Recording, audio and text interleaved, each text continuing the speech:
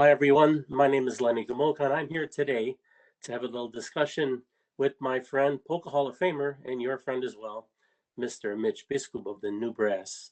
Mitch, how are you today? I am good. Thank you for asking. As a fat old man, all is well.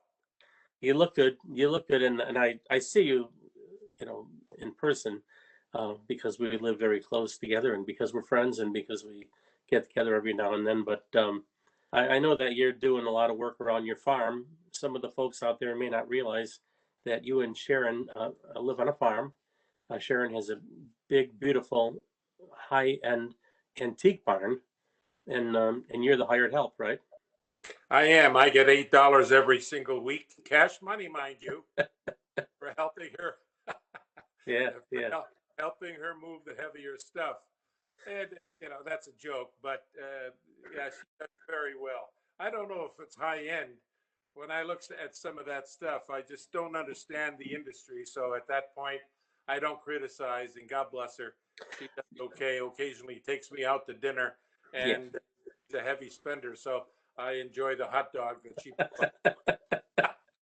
So, Mitch, a lot of people out there are fans of yours, and you don't even know it. I traveled the countryside with my band, and you and I have had conversations, and you have got this notion that people don't remember you or don't know who you are, what you did, and I mean, with the New Brass, and I disagree with you because when I travel, I get a lot of people that come up to me and they say, "Hey, I listened to the Jammer, or I listened to Polish Newcastle," and they mention that you and Mitch are friends, or and they might perk up a conversation about you, and I say, yeah, we're friends, and they say, well, does he play anymore? We love his music, and the New Brass, yourself, Mitch Biskup, you're in the Hall of Fame. Uh, I should say one more time, you were inducted in what year, Mitch? In 1995. 95, and uh, I think what got you there was not only your talent, your personality, your voice, your musicianship, but personally, I think that you play for the crowd, for the audience, and I can say firsthand, you and I do trips to Poland together each year or so, and I can see that you cater to the people, to the audience. I shouldn't say people, I should say to the audience. And some musicians perhaps might play for musicians, and that's not a bad thing, But I think that you've made your mark largely by keeping the audience happy, and you've always done that. And I personally think that, along with your talent, has earned you your seat in the Hall of Fame.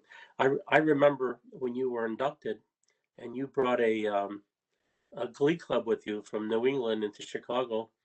We had such a good time. You remember that? We went downtown into the Loop. Oh yeah. Oh yeah. Leon Chicago, Kazicki. Chicago, of course, where the headquarters for the IPA is a great town. And Yeah. the induction, the IPA treated me well. Moreover, we had to bring some of our friends who insisted on uh, helping me out and coming out. So, with your advice, and we went downtown and we went all over Chicago. It was a tremendous experience, I have to say. And That was 25 years ago. yeah, I do want to comment that I am very grateful to you, Lenny, because I know for a fact that you spearheaded my induction into the IPA Hall of Fame.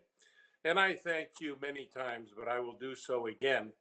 And to the IPA that I adore, I enjoy them. I think they're a fine organization.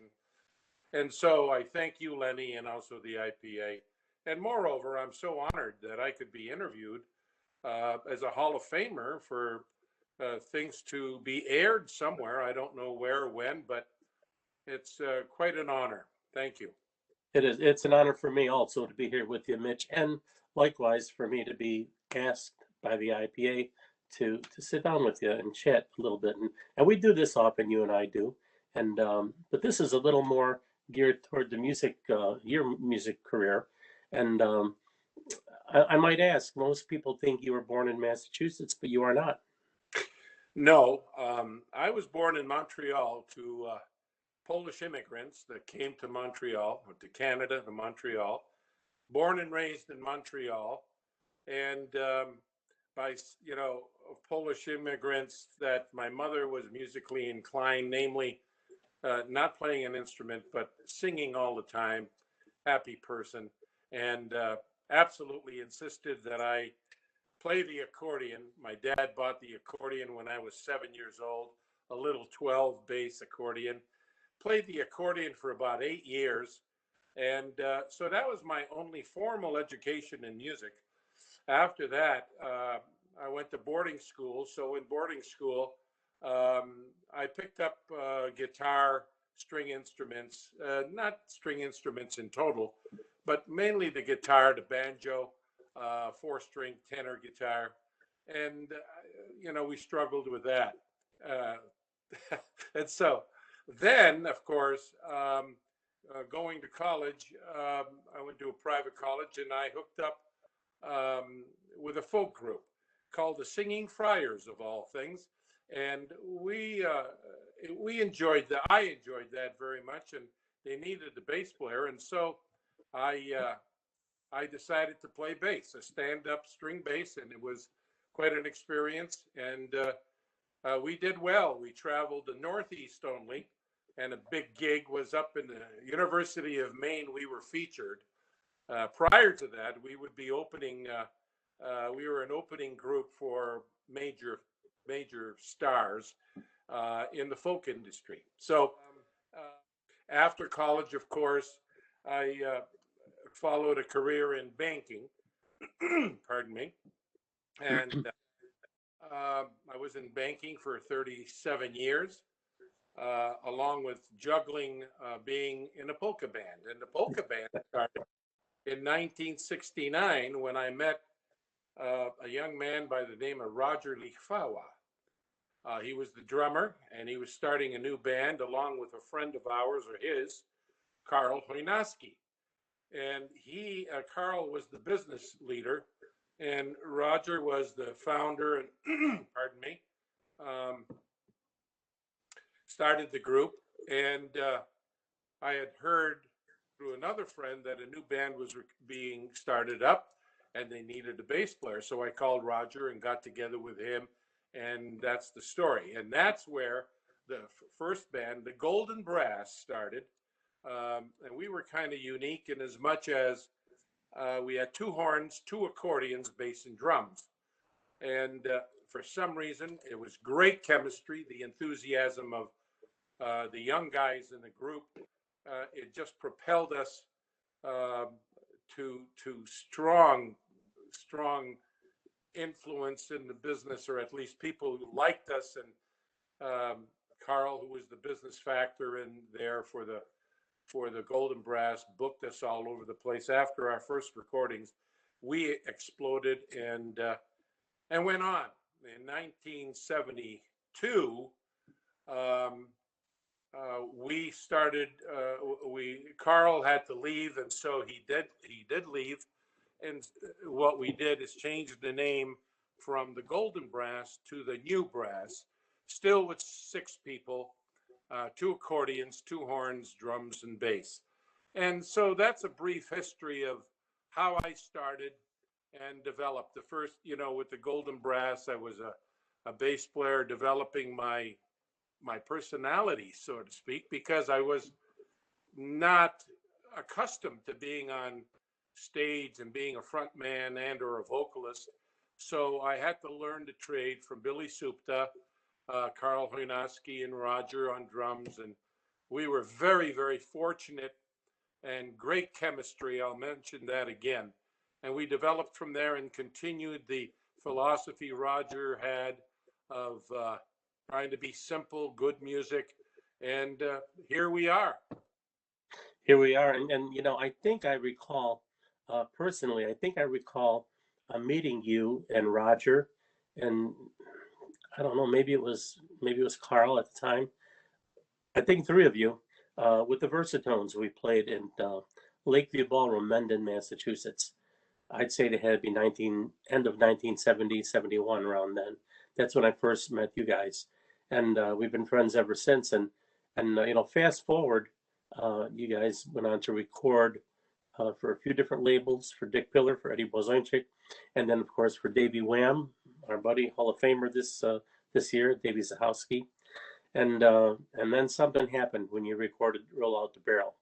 I know that we all play weddings and we're all, or dances, or wherever we play, we get a request for "Roll Out the Barrel," and bands would make a joke of that, musicians would make a joke of that. The old Andrew Sisters, "Roll Out the Barrel," but the New Brass took that song and capitalized on rearranging it and doing a arrangement of it that made a mark, and it's still played it's in its entirety with that same arrangement till today.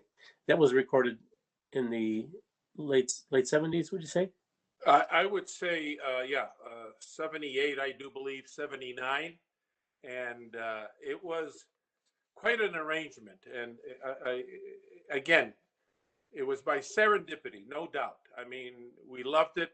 We arranged it. We were ready for it. And we have to give credit to a great engineer at Peppermint Studios, Gary Ramy. He was so dynamic. We got our start on Steljo with Dick Pillar. Did a great job with our first album, Let the Sun Shine In, the Golden Brass. And that album, for some reason, was just spectacular. The lead song on that was Let the Sun Shine In, which occasionally still is played. And some of the other songs on that album were still very good. It was a different presentation in as much as, again, the two accordions, two horns, bass, and drums. And Billy Supta on a lead accordion, he just absolutely was a wonderful player on the accordion.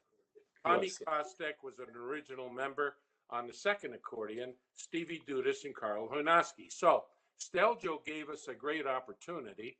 And then from Steljo, after our first album, a year and a half later, we decided to go with Bel Air, Eddie Blazonczyk, who turned out to be a great promoter, a great support factor, helped us in the studio a lot.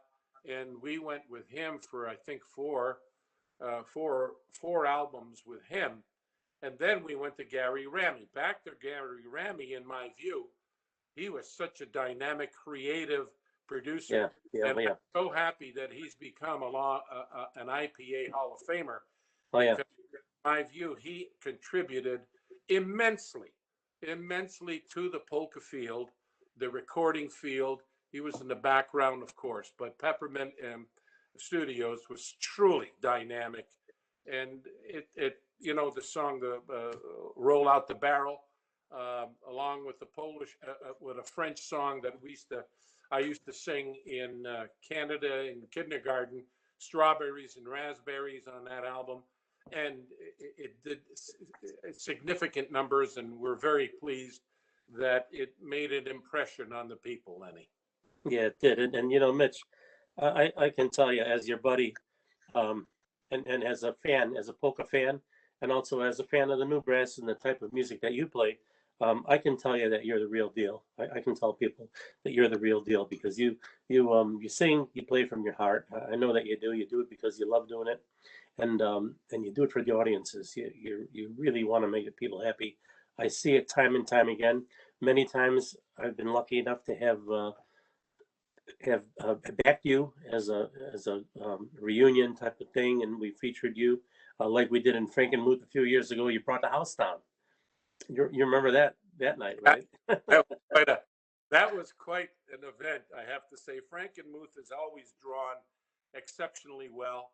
It's a wonderful venue in Frankenmuth, of all places, and it did us well. We loved Michigan for many, many years, and they loved us, and we were out in Michigan a lot. And we enjoyed the people there, and they were receptive, and it all worked out. In fact, way back to prior to, I think, the Frankenmuth Polka Festival, I think Harold Midas used to run that, if my memory serves me right. And then we had, after I retired in '85, it happened that Harold Midas wanted us to come back as a reunion band, and that was overwhelming itself. So those are memorable occasions. Oh yeah, I remember you did the reunion the one year at Seven Springs Polka Fireworks as well. That's another great one. Went Seven, over went over really big. Yeah, yeah. yeah, a wonderful exhibition there. The crowds were just tremendous. Uh, and you know, we as musicians respond to the crowd that is in front of us, so we give back what they give us. That's always Yeah. been my philosophy. Look them in the eye, remember who they are, and go forward with it. A sad note, in today's world, I am deeply saddened by the fact that young people today don't have a venue to continue their enthusiasm and love of music and or polka music in particular. It's sad that they don't have the venues to play in public with an audience, uh, you know, sharpen their skills on how to make a presentation, sharpen their music and equipment, as a matter of fact, if that's the case. But hopefully things will turn around. I really believe that polka music will not die. I really believe that it's maybe getting smaller. Um, it's not as popular, but again, one must remember there are so many other interesting things to do. Our folks that used to follow us, our grandparents now, they drive the kids around Yeah. for soccer, etc. So, but I think it'll always be around in some way. So I'm a believer on that, and I pray. And we have some new bands coming up, and the young bands.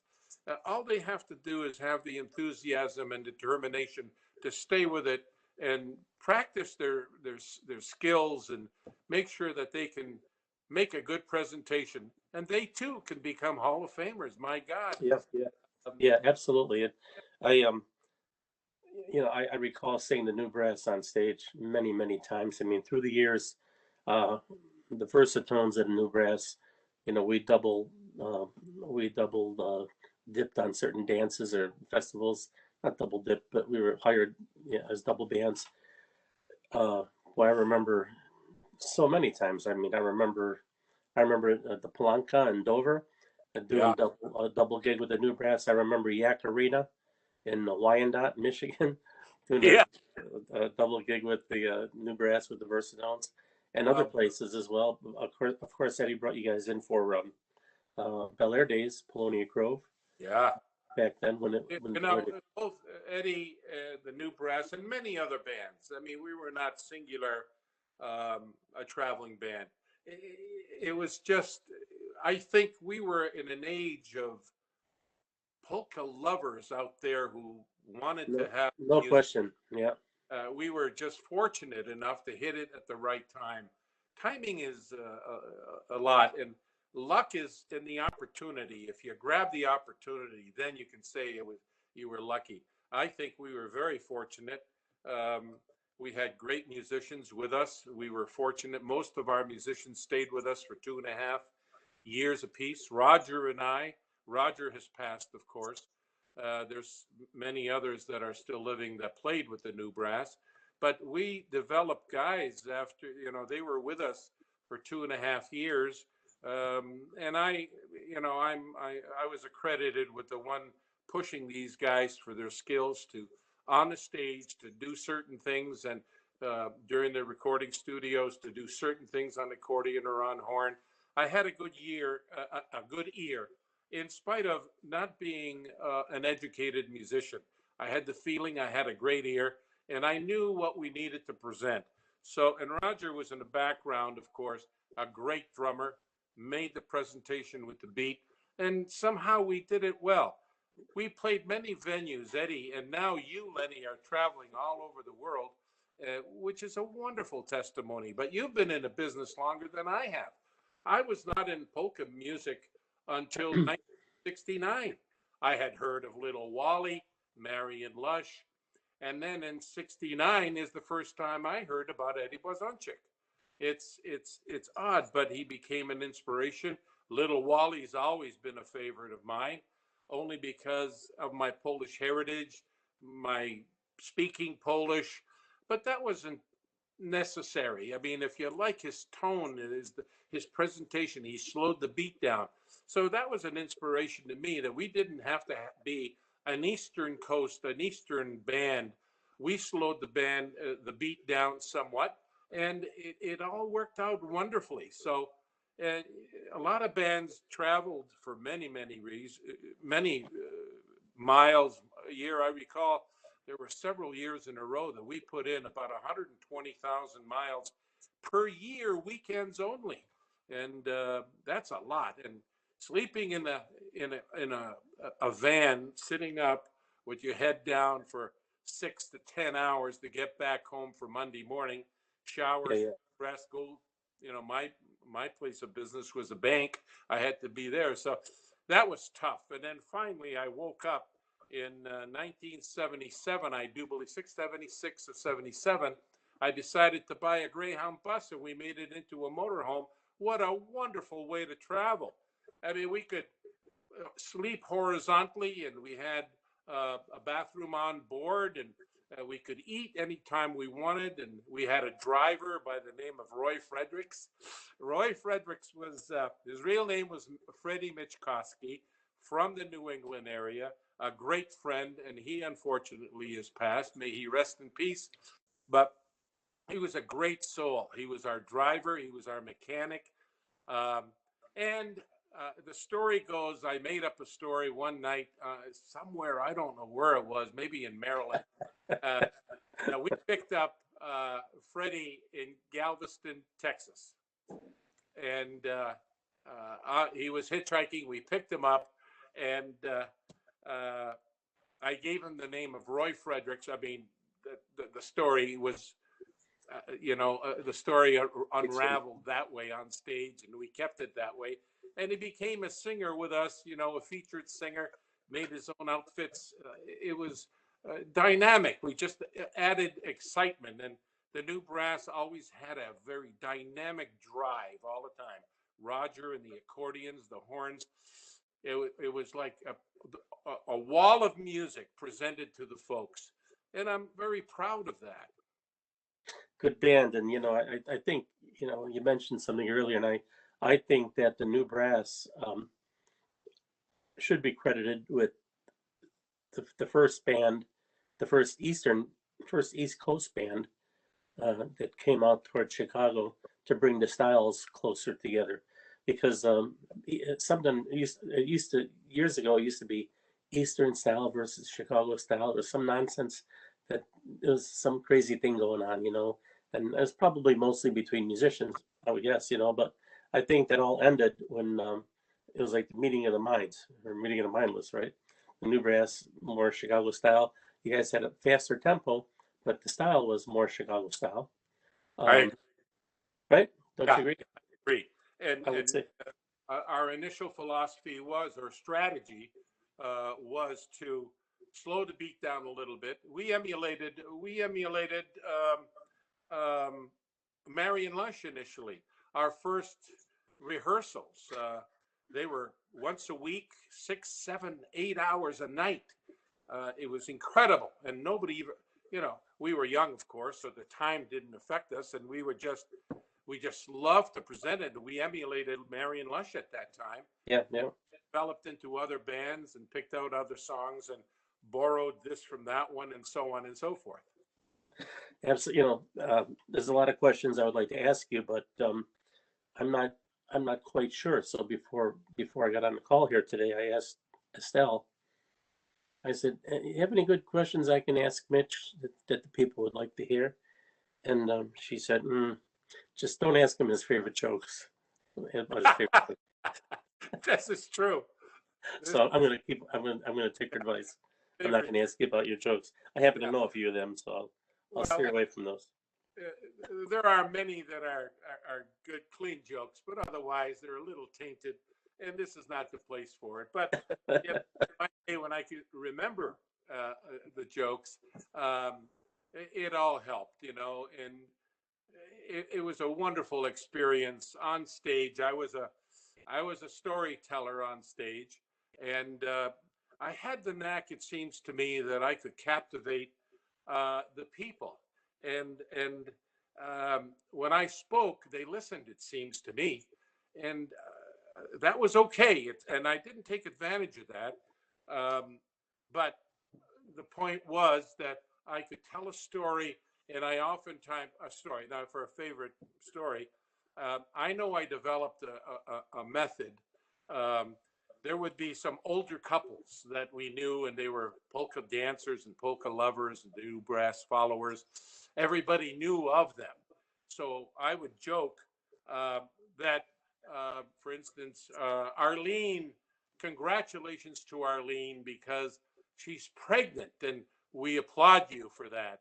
Of course, everybody knew she could not be pregnant, perhaps because of her age or so on and so forth. But people knew that I was a storyteller, humorous sometimes, and sometimes I pushed the envelope. But overall, I tried to cater to the people, and it was a memorable experience. You know, in the background, as I'm looking at you, I see your wall. I call it the Wall of Fame at your place at your house, and there's so many nice photos there that I wish that we could show some of the people one day. Maybe we'll do that one day. You've Yes, got a nice picture of you at the friars, the Franciscan friars, yeah. with the instruments out and the robes on and so on, right? And many other ones that I think are really pretty cool. That's a nice that's a nice wall Sharon put together. Very nice. Thank you very much. Those are memories that we all have somewhere in our house or our home, remembrance and awards and photographs that you enjoy from years ago. It's a development to old age. That's where I'm at now, and I Nah, nah. You've got a lot of energy, Mitch. You've got more energy than most people. Than just about everybody I know. You're always moving. You know that's a good thing. And yeah. I'm trying to be the same way, but I'm having a hard time moving as quick. You know. Well, you've got a lot of things on your plate as well. You have an active band, one of the best in the country today. You have it, pardon me, you have a young son. You have a very vivacious and active wife. Uh, and so you have beautiful property, and it all takes time and effort to do that. So you've got a lot on your plate. As for me, I'm very blessed. I'm truly blessed. I think one of the best things I've done over after, for years ago is to buy this farm. And finally, 6 years ago, after my retirement, I worked the farm as a hobby, but it's a 7 day a week chore. And there's a lot of tasks to be done. And I enjoy that. And yeah, I'm active, but I used to put in a 12-hour day. Pardon me. Now I can only put in 6, 7 hours a day, and I'm pretty well beat, and which is okay. I'm certainly a half or a quarter of the man I used to be 10, 20 years ago. But with age, that's okay. I am active and I'm blessed. A lot of things around my life are delicious, for lack of a better word. You're a grandfather. I am. A brand new, a miracle in itself. I have one boy, Matthew, who's a musician as well. He's a drummer, and he has a garage band, and he pursues that. He works. He's a farmer as well, full time, organic farmer, and he puts in 12, 15 hours a day in the field, and he has many workers working for him. But the point I want to make, when he wants to relax, guess what? He in the second floor of a barn that he has at his property, he set up a music room, which is huge, and he jams with his buddies. And I call it a garage band. I think that may be the correct terminology these days, but and he enjoys that, and he gets the stress out with music, And by the way, his favorite band was not the Golden Brass or the New Brass. It was the Dynatones. And that's Good okay. choice. Yeah, it was the Good. Dynatones. And he loved them. And didn't we all? You know, Yeah. they're still in, well, they're not in business any longer. But we remember all the great days with them. Also, double playing with them at certain venues all over the country, and with Eddie and yourself, Lenny Gomulka, and the Push, and you invite me out to certain venues, the bigger venues, and you force me to get up on stage for a set and do my shtick, for lack of better description. Well, people listen. People love you, and I'm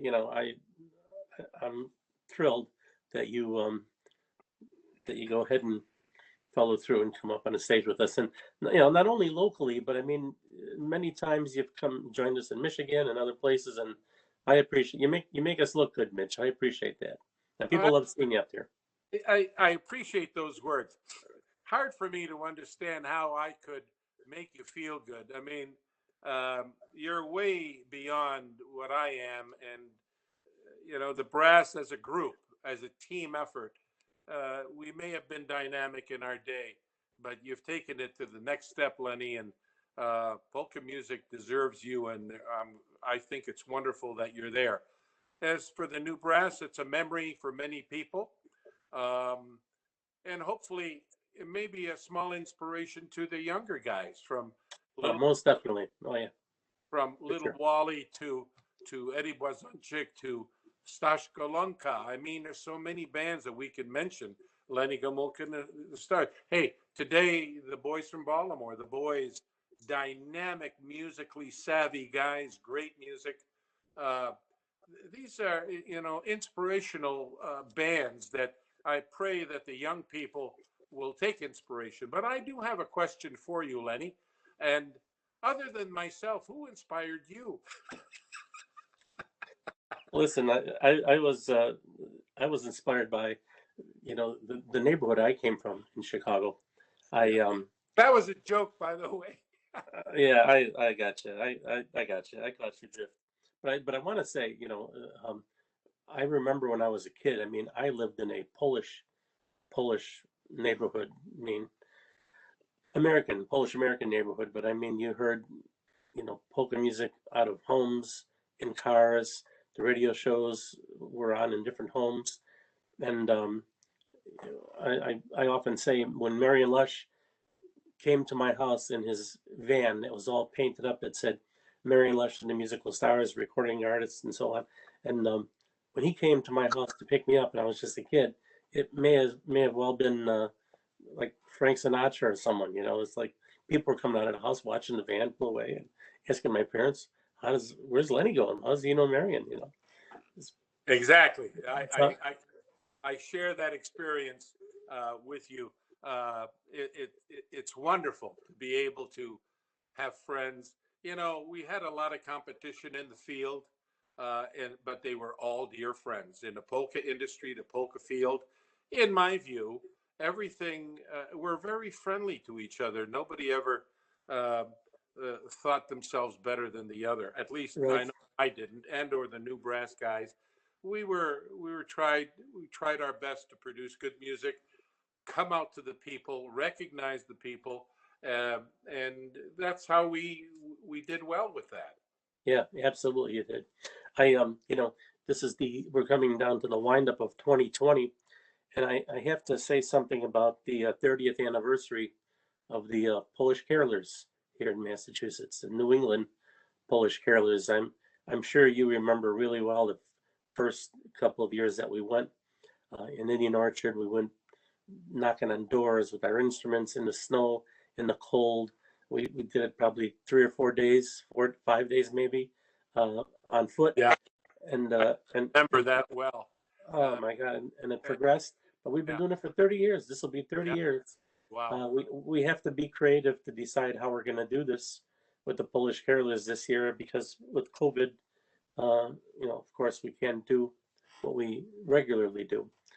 But this would have been our 30th year out there. Wonderful. I didn't remember that it was 30. I knew it was a lot of years. It all started with five guys, if you remember, Lenny, and we five guys came over to your house, and or four guys and you, and we rehearsed in your kitchen. Uh, it was incredible, and we just not jamming, playing instruments. So we were using a cappella, our voices, and we sang Christmas songs at your table. A great start, and Oh, yeah. then we decided that we would go and roam Indian Orchard, a suburb or part of Springfield, and we did that one, second, third year, and then people realized that we were knocking on doors in the snow. It was a storm, and we would sing, and of course. They were the folks that we sang for at this particular house or that particular house would come out with a little libation, which was to warm us up, of course. It was just wonderful. And then it developed, I think last year or the year before, we may have had, I think we may have had 15 singers. I think we had 12 musicians. No, we had 12 musicians and probably another 12 singers, male, female, just joining us from and every instrument you can think of. And it was a great experience and very satisfying to go to the Soldiers Home in Holyoke, Massachusetts. Unfortunately, we lost a lot of those veterans this past year due to COVID. And yeah, you're right. We don't know what we're going to do, but we'll discuss it. You and I. We still have a couple of the original members still living, and so, and of course all the musicians who love to get together with us. It's all, it's no pay, it's all the good. enthusiasm and the love of the music and singing Christmas, bringing spirit to everybody, young and old, and we enjoy it. Nowadays we get tired a lot more, but overall it's a great experience. Well, we really developed a reputation. I mean, people, come to us in the summertime asking us if we have our plans for caroling yet. When are we going? Would we consider coming to their place or coming to this party or that party? For a few years there, I mean, I think for about 3 or 4 years, we've been caroled at the mall, the Eastfield Yeah. Mall in Springfield, and they advertised it on the big marquee, and people came to see us center court in the mall. We've done some pretty nice stuff with the carolers. Absolutely correct. So, And I'm sure there's more to come after this thing passes that we're in the midst of right now. yeah, we're all praying that this will go away or at least subdue so that we can return to some normalcy. I call it abnormal, but hopefully we'll come back and do as well. Like I said, a lot of musicians want to join us. The singers love to come with us. We go to find places to bring our spirit, and we notice the return of their feelings to us, and so we entertain them as well as give them the good spirit of Christmas. As we wind this conversation down, Mitch, I'm curious. I want to ask you, do you have any plans to perhaps do a Mitch Biskup reunion anywhere, like with the polka band? Well, Lenny,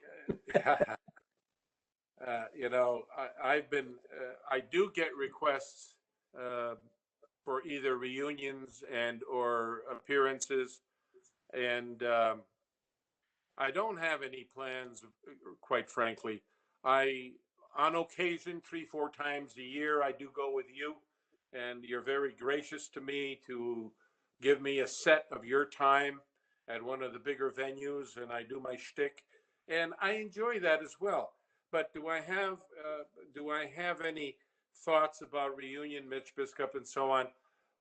That's difficult. Our guys, our original members, as well as I think we may have had about 20 different musicians that played with the new brass for a minimum of 2 years, 2.5 years, developed into their own bands. I think there's about 7 to 10 bands that were created after the new brass, or from the new brass. After the new brass, yeah. They went and produced their own bands, and they were successful in their own right. But to start with Mitch Biskup at this point, I say it jokingly, but my son, I don't know how many years ago. I told you he was a drummer, and he had a small band going. And I said to him, Matty, if you ever need a bass player, I'd be delighted to play for you. He says, Dad, I'd like to have you, but can you stand behind the curtain? So what does that tell you? You know, 15, 15, 20 years ago. And so, you know, I'm aging. I pray that I'm aging gracefully, but I don't know if that's a fact. But the point is, I enjoy my senior years. I enjoy the music. Um, I try to be active in the field at IPA dances and or surrounding areas. I try to promote or at least attend them to show that it is good to come out and see the people, greet them, Yeah. and so this is an ongoing thing. But I may be I am too old to start up again. It's difficult. I would rather just sing in a set with Lenny Gomulka, because you know, it's so easy when the people are captivated by your band, and then I sit in for 20 minutes, 25 minutes, whatever it is, and I already have a captive audience, and then I tell them some stories, and my body language tells them how much I'm and singing some of the popular tunes. So that's the way it works. Well, I'm going to throw an offer out there next year. You know, it'll be a surprise visit maybe, but you know, we'll talk about it. Let's wait for this COVID to pass. And Yeah. as we wind things down here on this little call that we have, I want to say thank you to Chris Bogdan, the IPA, for letting us do this. You and I want to say thanks to all the viewers, all the members of the IPA, for supporting polka music, supporting the IPA. IPA is also the real deal, and they're doing a lot to advance polka music, and they're using technology in these tough times right now to bring it right into your home. So kudos to the IPA. That's right. I concur with all your statements. And thanks to Chris Bogdan, of course, a major factor in this presentation. Yeah. You know, I'm not a technical guy, but this is so wonderful that we can do this from the comfort of our home. And speaking to you, and Chris has got this all engineered, and the IPA graciously wanted to interview me. I'm honored. And so with that, I just want to thank the IPA, Chris, everyone involved. I love the IPA, a great organization, and I like your words. They are a real organization. They are so. And transparent, as a matter of fact. And I want to just make that word clear. They are transparent. They're wonderful. You know what they're doing, how they're doing it, and I pray that they will succeed in every way for many, many more years. Right on, right on. Thank you, Mitch. Thanks for your friendship, you and Sharon both. Thank you very much, and thank you, Chris. Ladies and gentlemen, thank you for being here with us, and we shall see you somewhere real soon, I hope, when all this nonsense passes and we can meet you all right there in person. Thank you, Lenny, and good night.